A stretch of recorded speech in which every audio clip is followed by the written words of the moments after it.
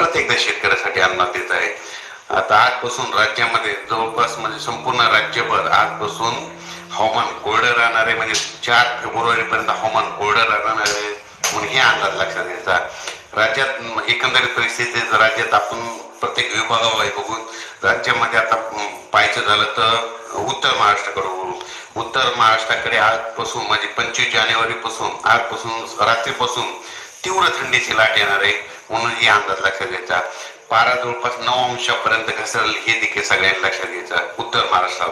त्याच्यानंतर पश्चिम महाराष्ट्रात देखील आजपासून तीव्र थंडी वाढणार आहे म्हणून हे देखील अंदाज लक्षात घ्यायचा. त्याच्यानंतर मराठवाड्यातील 5-6 जिल्ह्यामध्ये देखील आज थंडीची लाट येणार आहे म्हणून हे देखील अंदाज लक्षात घ्यायचा.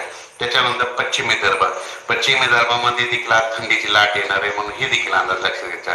त्याच्यानंतर पूर्व विदर्भामध्ये देखील आजपासून हवामान कोरडं राहणार आहे आणि थंडीला सुरुवात होणार आहे म्हणून हे अंदाज लक्षात घ्यायचा.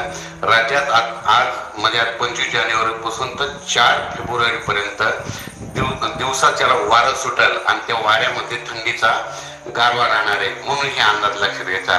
राज्यामध्ये आता दिवसा देखील थंड वारे सुटणार आहे, वारं सुटणार आहे, त्याच्यामुळे थंडी देखील वाढणार आहे म्हणून हे अंदाज लक्षात घ्यायचा. सध्या तूर काढणी चालू आहे, हरभरा देखील काढणं चालू आहे. त्याच्यामुळे हरभरा काढणं चालू आहे, ऊस देखील तोडणी चालू आहे. शेतकऱ्यांनी काही घाबरायचं कारण नाही. सध्या हवामान कोरडं राहणार आहे, पाऊस काही येणार नाही, त्याच्यामुळे काही चिंता करायची गरज नाही. अचानक वातावरणात बदल झाला तर परत एक मेसेज दिला जाईल. धन्यवाद.